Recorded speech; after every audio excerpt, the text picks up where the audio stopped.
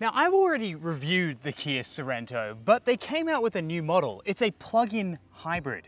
And it had two differences that I thought were worthwhile discussing in a new review. One of them being that this is a plug-in hybrid and it can run off pure electricity for around 50 kilometers of range. That was significant enough for me to go, I want to see what this is like to drive.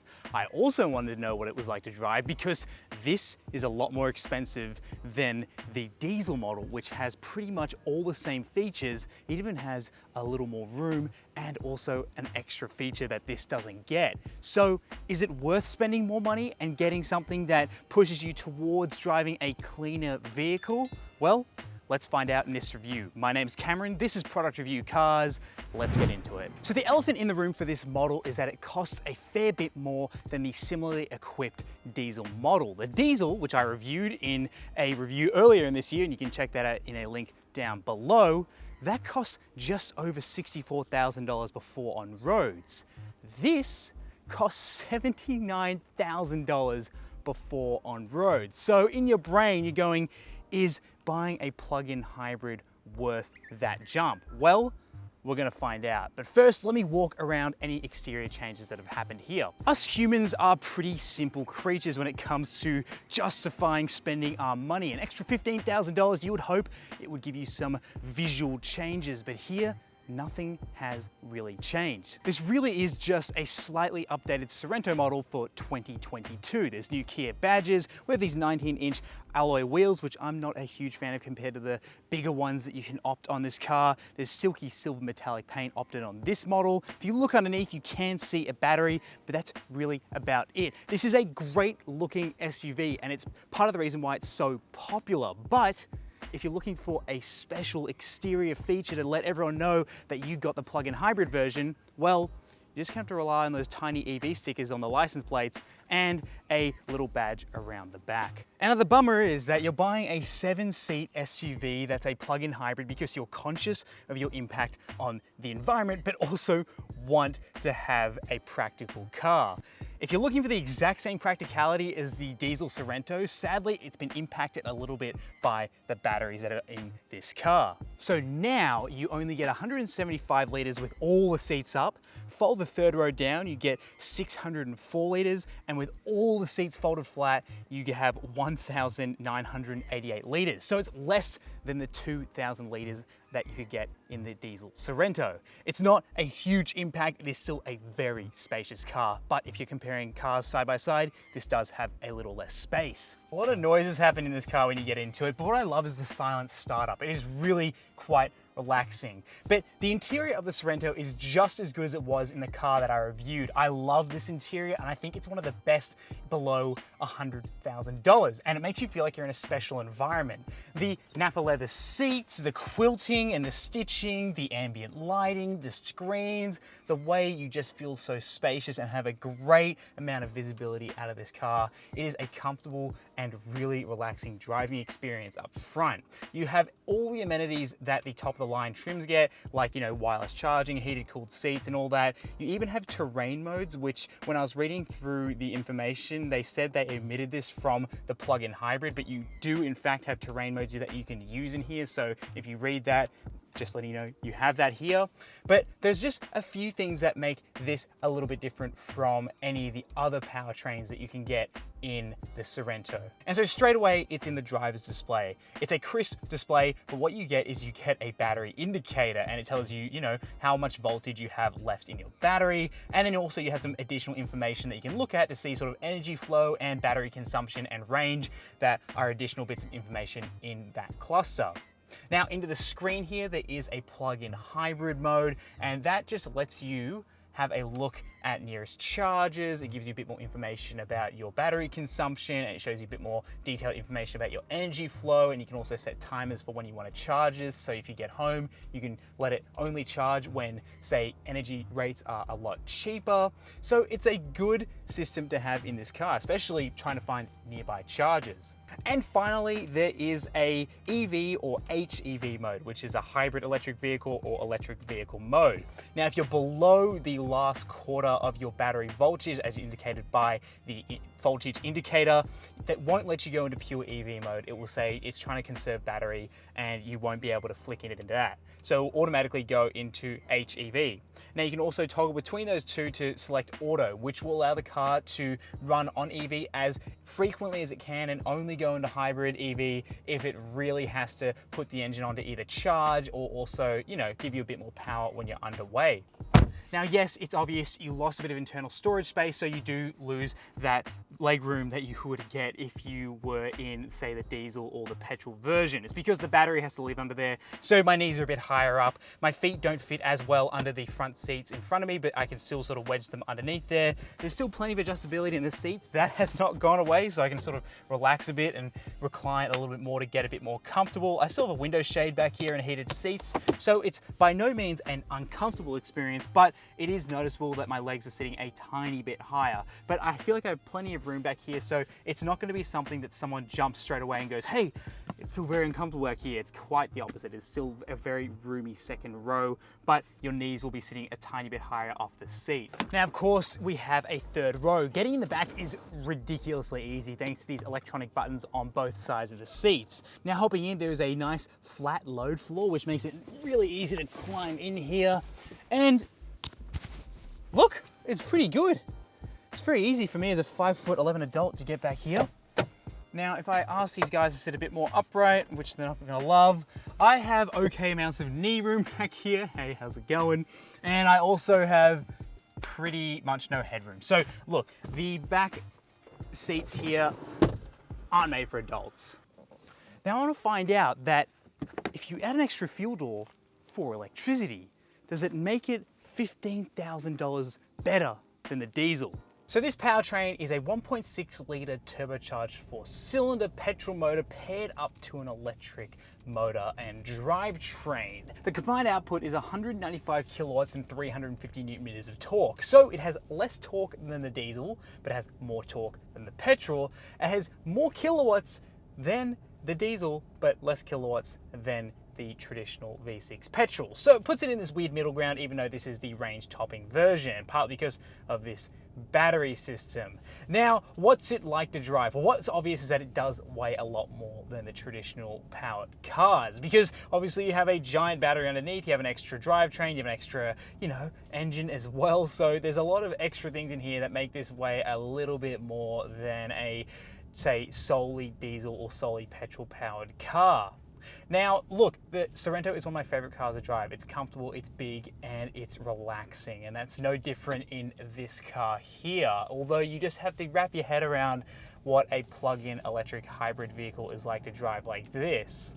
Now, cornering, it feels no different, although it does feel like there's a tiny bit more inertia in the corners, but really it's not noticeable to anyone who hasn't driven the diesel or the petrol, and it's just a comfortable driving experience. I've been driving in eco most of the time, and this is the car that mode makes sense. This is a capable car for the daily drive, hitting speed bumps with passengers in the back and cargo like this.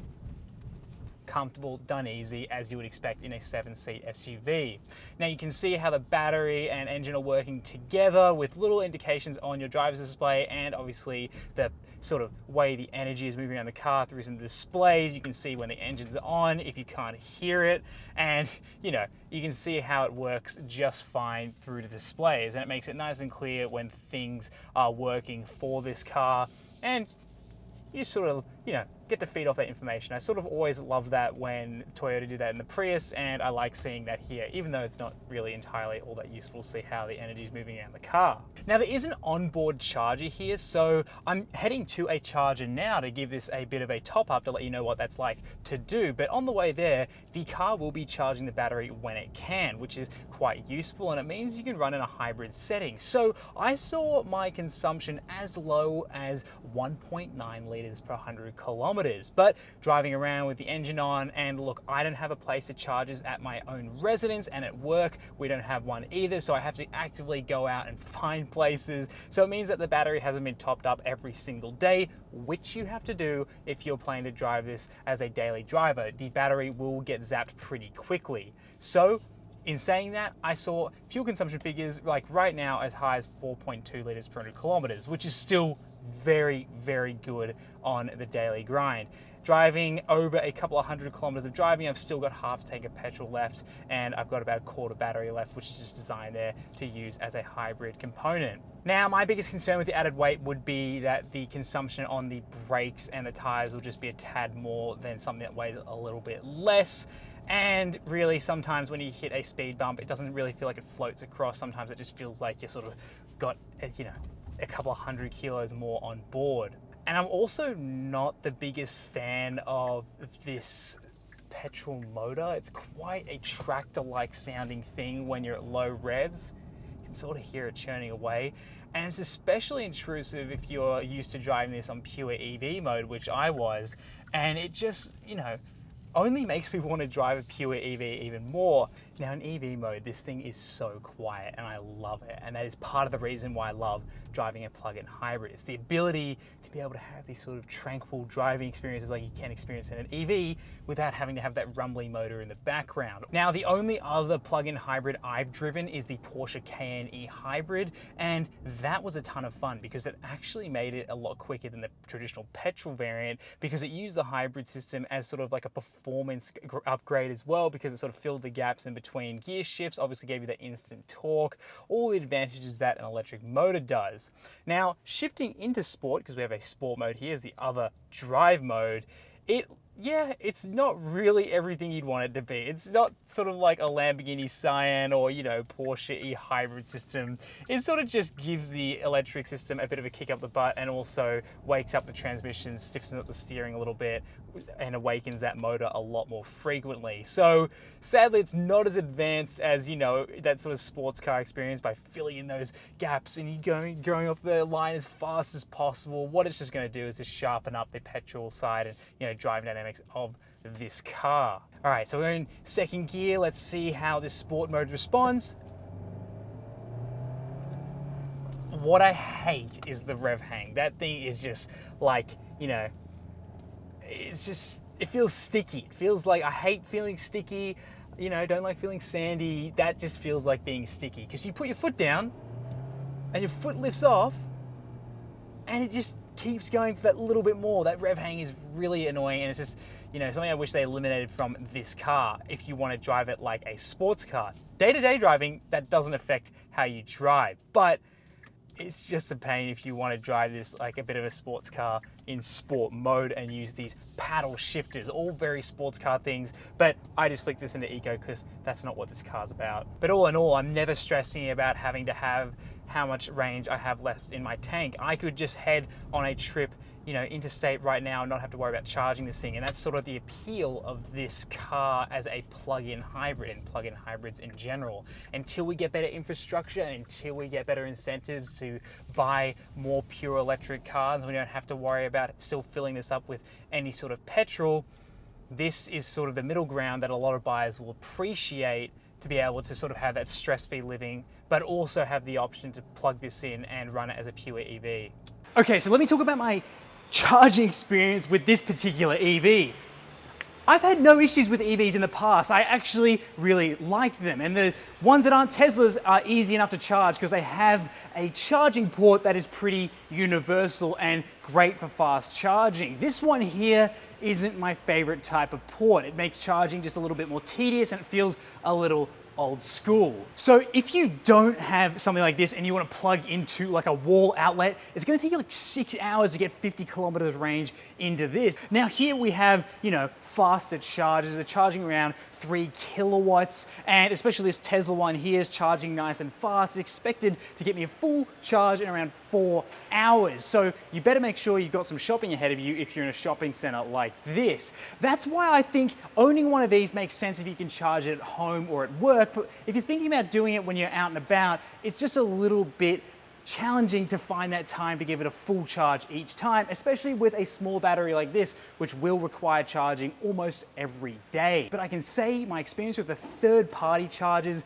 has been pretty poor. They either don't work or they don't have the right connectors like this box has here. So if this Tesla one wasn't here, I would have had to wait for the person next to me to be finished up with their Type-C connector. So $15,000 on the table. Is that worth buying this over the diesel? Well, it depends what you value, because if you want to buy a pure EV, this is one of the cheapest ways to do it if you want 7 seats in it. It's one of the best below $100,000 and one of the only options at the moment below $100,000 for 7-seat access in a car that can run off pure electricity.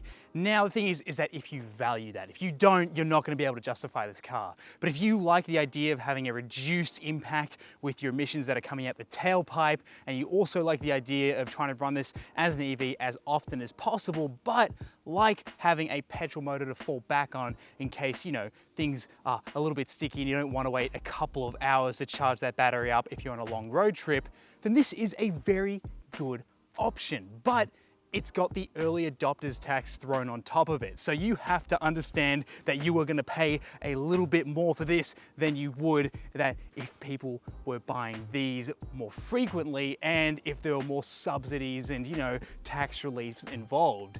You're one of the first people to go ahead and say, hey, I want an electric 7-seater and I don't want to pay over $100,000 for it. That's what this car is. But if you like diesels, you like petrols, and you only like that, and you can't think about charging, you don't want to think about it right now, then you're not going to be able to justify $15,000 for this. For me, it's a really relaxing driving experience. It's got good response times, and I really enjoy driving this thing. But I would just advise, do make sure you have a place to charge it either at home or at work, because that's the way you're going to make the most of this battery in this car. Now, thank you so much for watching. My name's Cameron. This is Product View Cars. Make sure you hit subscribe because it really helps out in supporting the channel, and give us a follow on Instagram because you can see some behind the scenes stuff like how difficult it was to charge this. Thank you so much for watching. I'll see you in the next one.